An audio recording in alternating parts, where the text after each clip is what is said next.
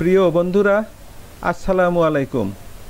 আশা করি আল্লাহর অশেষ মেহেরবানিতে সকলেই ভালো আছেন।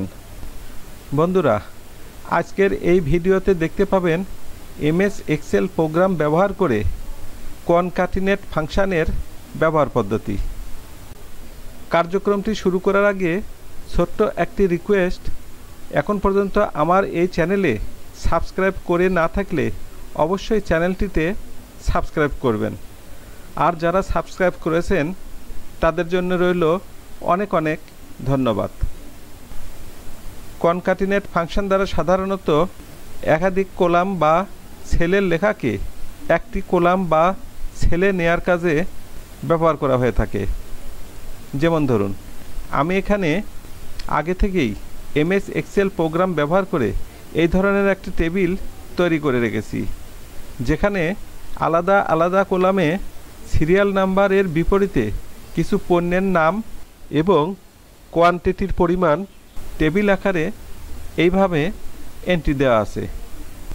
এখন আপনি হয়তো চাচ্ছেন ভিন্ন ভিন্ন কলামে বা সেলে লেখা ডাটাগুলো দিয়ে আলাদা নতুন একটি কলাম তৈরি করবেন। সেক্ষেত্রে প্রথম ক্রমিকের জন্য এই A4 বরাবর এই D4 সেলে কার্সারটি রেখে একটি সমান চিহ্ন দিয়ে লিখুন কনক্যাটিনেট।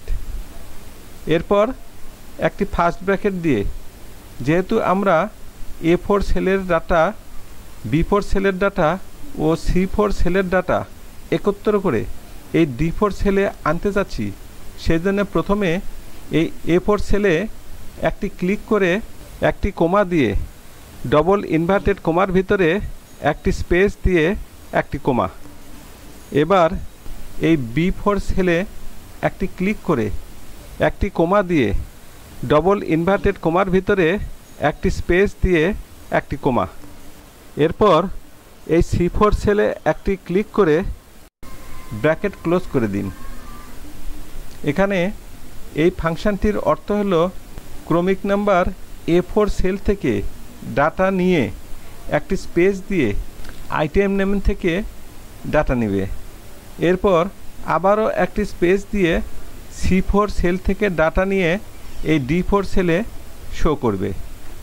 এখানে একই পদ্ধতিতে আরও অনেক সেলের ডাটা একটি সেলে আনতে পারবেন। সঠিকভাবে ফাংশনটি লেখা সম্পূর্ণ হলে কিবোর্ড থেকে এন্টার কি প্রেস করুন। এবার লক্ষ্য করে দেখুন, সিরিয়াল নাম্বার, আইটেম নেম এবং কোয়ান্টিটির ডাটা মিলে, অর্থাৎ তিনটি কলাম থেকে তিনটি সেলের ডাটা একত্র করে এই D4 সেলে শো করছে। এবার এই ফাংশনটি কপি করে নিচের সেলগুলোতে দিয়ে দিন এবং যাচাই করে দেখুন সবগুলো ডাটা সঠিকভাবে এই সেলগুলোতে চলে এসেছে। কনক্যাটিনেট ফাংশন ব্যবহার করে যে আউটপুটটি পাওয়া যায়, সেই আউটপুটটি আরও একটি সহজ উপায়ে বের করা সম্ভব।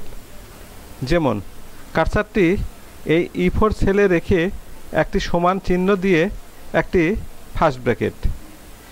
এবার যেহেতু আমরা A4 সেলের ডাটা, B4 সেলের ডাটা ও C4 সেলের ডাটা একত্র করে এই E4 সেলে আনতে চাচ্ছি, সেই জন্য প্রথমে এই A4 সেলে একটি ক্লিক করে একটি অ্যান্ড সাইন দিয়ে ডবল ইনভার্টেড কোমার ভিতরে একটি স্পেস দিয়ে আবারও একটি অ্যান্ড সাইন দিয়ে এই B4 সেলে একটি ক্লিক করে আবারও একটি অ্যান্ড সাইন দিয়ে ডবল ইনভার্টেড কোমার ভিতরে একটি স্পেস দিয়ে আবারও একটি অ্যান্ড সাইন দিয়ে এই C4 সেলে একটি ক্লিক করার পর ব্র্যাকেট ক্লোজ করে এন্টার দিন।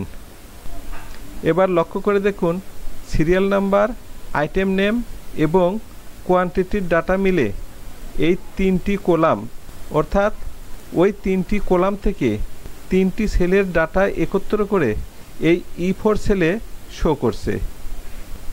এবার এই ফাংশনটি কপি করে নিচের সেলগুলোতে দিয়ে দিন এবং যাচাই করে দেখুন সবগুলো ডাটা কনক্যাটিনেট ফাংশনের আউটপুটের অনুরূপ আউটপুট এই সেলগুলোতে শো করছে। আজকের এই ভিডিও এই পর্যন্তই।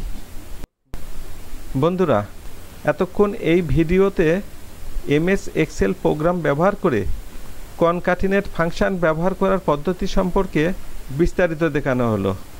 আমি আশা করি ভিডিওটি আপনাদের অনেক উপকারে লাগবে। পরিশেষে বলতে চাই, ভিডিওটি যদি আপনাদের উপকারে লাগে বা ভালো লাগে তাহলে অবশ্যই সাবস্ক্রাইব করবেন, লাইক দিবেন, শেয়ার এবং কমেন্টস করবেন। ধন্যবাদ।